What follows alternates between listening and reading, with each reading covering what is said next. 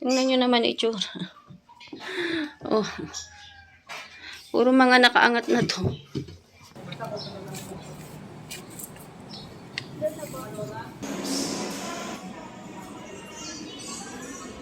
Itong bet ko talaga, ang ganda. 1740 per box. Ang ganda, oh.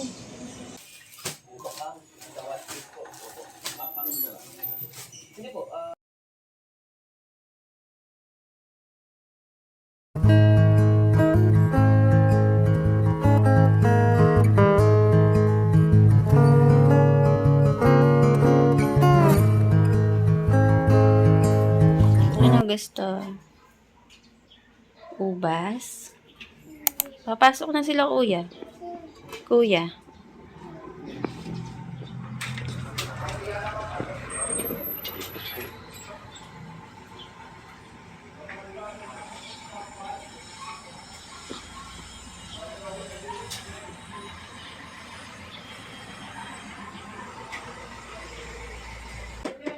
Nagnat ang bebe. May sipon.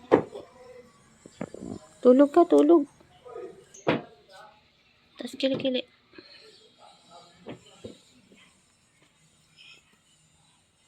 Yan.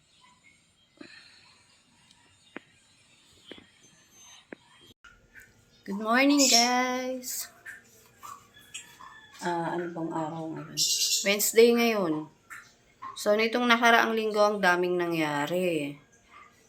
Diba yung last vlog ko, umuwi kaming Manila. From there, si Preya na allergy. Severe allergy. So, dinala namin siya sa ER. Tapos, mga after 2 days ba 3 days. After 3 days naman, nagsubside yung allergy niya. Di namin alam kung sa damit or sa kinain niyang chocolate. Ayun. Kaya napauwi agad kami ng Cavite. Dapat kasi mamamasyal pa sana kami dun eh. Tapos pagka-uwi naman namin dito, kinabukasan, lahat naman kami nagkasakit. So may ubo, may sipon, may lagnat. Hindi ko alam kung environment din ba o bawal kami umalis ng Cavite. Until now, medyo may ano pa rin eh. Si Preya nilalagnat. Ayan. Si Franz, medyo okay na siya. Pero may konting ubo pa. Si Daddy, okay na rin. Ako, okay na rin. Kasi naka 1 week naman ang nakalipas. Ayan. So, ang daming sakit. Lahat kami nagkasakit. Tapos, nagkasabay-sabay pa. Kasi itong tiles namin dito sa sahig ay nag-angatan na naman. So, ayan. Sandali. Bubuksan natin ang ilaw para makita nyo. Preya ko may lagnat eh. Wait lang ha.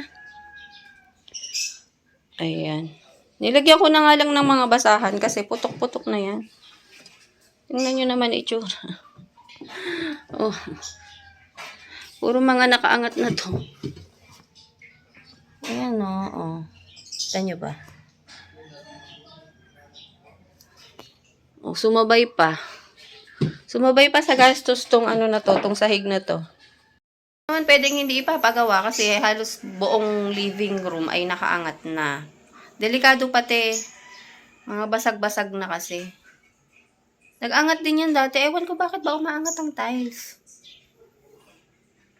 Tapos, yung mga manggagawa, mga tile setter na nagtanong-tanong kami. Grabe. Ang mamahal ng ano nila singil. Yung previous na ginawa nito, kailan ba yon? Mga 6 years ago, yung price ng labor nung 6 years ago. Hindi lang times 4 ang labor ngayon. Parang ano parang hindi na mga construction maningil. No choice ka naman, kailangan mo ipagawa. Ngayon, gagawin to, magbabaklas mamaya. Tatanggalin na yan lahat eh. Itong buong salas. From there, hanggang dito sa, hanggang dun. Yan, baklas na yan mamaya lahat. Pati yung semento sa ilalim, papatanggal na rin namin. Kasi ano nga eh. Baka umangat na naman. So, ayan. Nasipon na sipon to kaya may lagnat eh. Natapos si kuya niya, si Preya naman ang umalit. Pero kasabayan pa rin namin to. Nung gumaling yung ano niya, yung allergy niya, nag-ubo rin siya. Ubo sipon lagnat din. Kaya talaga meron kang ano, nakatabing pera for other expenses. Yung mga ganyan nga. Yung sa medical bills naman namin, kasi meron naman kaming HMO. So, sagot na yun. Ang sagot na nun yung doktor, yung emergency, yung mga room, ganyan. Ang ano na lang namin doon is yung mga take-home medicine. Yun na lang ang paggagastusan namin kapag mga na-o-hospital ang mga bata. Kasama kasi sa benefits yun sa trabaho ni daddy.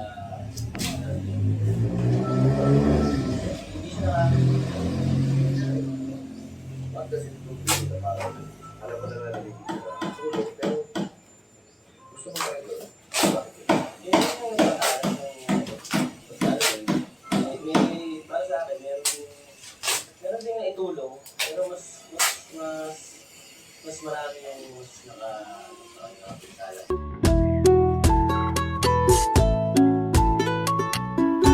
I would rather be alone, spend my Friday nights at home. I would rather read a book all day than be out partying till dawn. 'Cause I'm an INTROVERT, yes that is me. I am rather good at curling up in bed watching TV. Oh, but it doesn't mean I'm lazy. No, it doesn't mean I'm sad. I just prefer the company of a few friends than a room of people that I don't know. So please don't force me, 'cause I just don't wanna go home.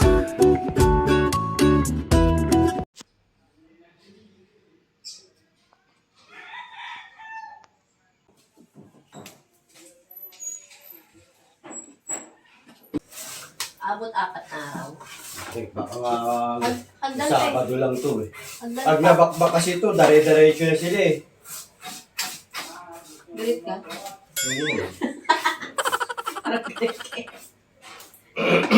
Galit yarn. Yung magdal pa. Maabot. Abot ng 4 na araw. Maabot yung pera. Yun lang. Ayan o, be. Baklas na rin pala to. Nakaangat na rin. Hindi ka na yung mga bakbak ang ano. Labas mo na to o, itong salamin.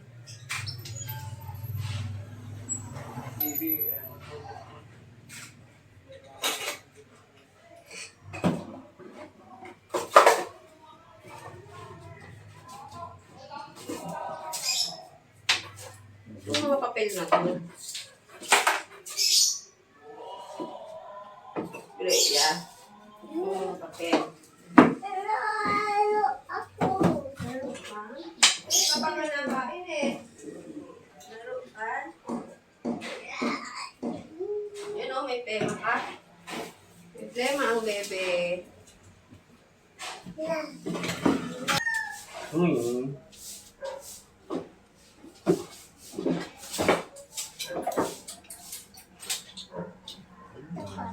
Mama water. Mama water. Mom.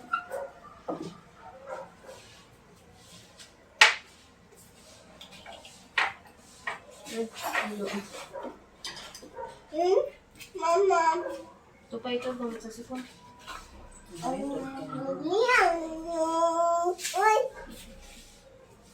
Sa sipon.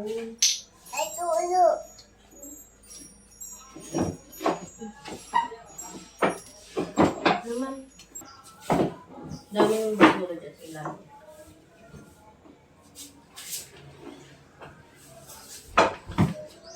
Ito naman. Ay.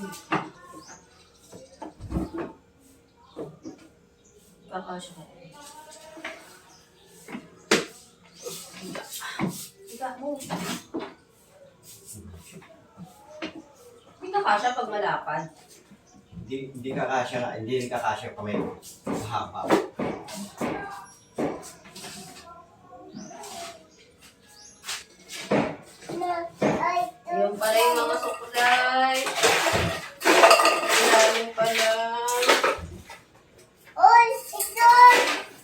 Doon mo pilihan mo sa labas to. Kasi yung mga toys mo. Madali.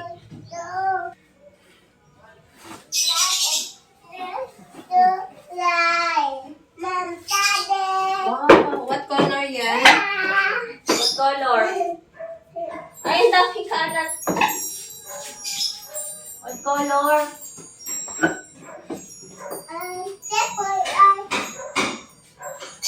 Purple and? Purple and? No, green.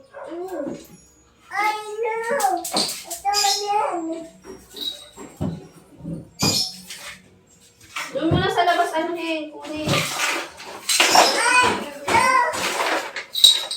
Ito dati? Oh my God, tanggal ang matres ko dito.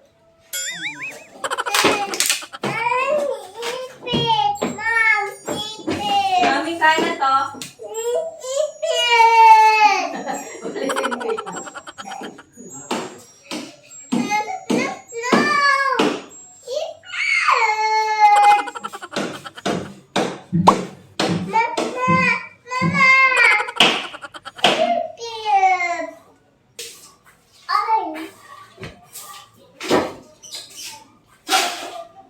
Ito pala yung ballpen eh. Dami mo kalat, nakita mo? Pati yung piso. Doon na sa labas pilihan to.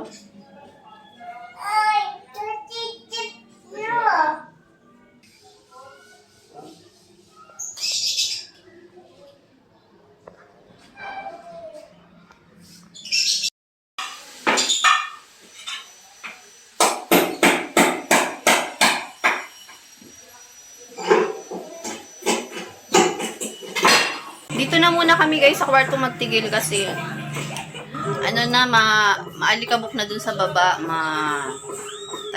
amoy semento na, eh di ba may lagnat to. Kaya dito muna kami sa taas. Kumakain niya ng lunch na, nauna na siya. Ayan, 11 na. Tapos yung mga ibang gamit nasa labas. Itong TV, iniwan namin dito sa taas. Nakita na namin. Sana maging okay naman yung gawa ng tiles at hindi na mabaklas ulit. Kasi ang mahal ng labor, guys. Tapos ka na magugas? Doon sa'yo, papa. Ano si daddy nagluto na? Nakasalang na? Hindi pa nakasalang? Diyos ko. Aabutin na naman ng siyam-siyam. Nagmo-music? Kaya kita, kain na, dali.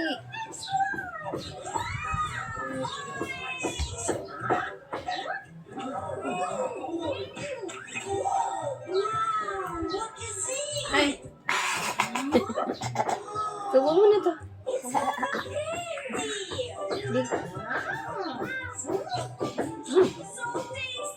Mo ilalaglag sa kama. Dumi ng kuko mo pala, nak. Nagbuhangin ka. Steak nga ba yan? Adobo? Adobo na may gula. Adobo. Eksperimento na naman itong mokong. Mahilig mag-eksperimento. Sana masarap. Hirap yan. Masarap daw. So, ayan na. Baklas na lahat. Baklas na. Abutin pa to ng bukas kasi yung palaman tinatanggal yan nila oh. Hindi na tayo pwedeng magdagdag ng dito, ng ipapatong na lang kasi aangat na naman yung flooring namin. Oh, yan. Yung cabinet pala dito, pinabaklas na rin namin para maayos yung sahig dito. Bibili na lang kami ng computer table para dito sa ilalim ng hagdan. Yan. Tiis-tiis muna ng mga ilang araw. Mga 4 to 5 days siguro to gagawin. 3 naman silang gumagawa.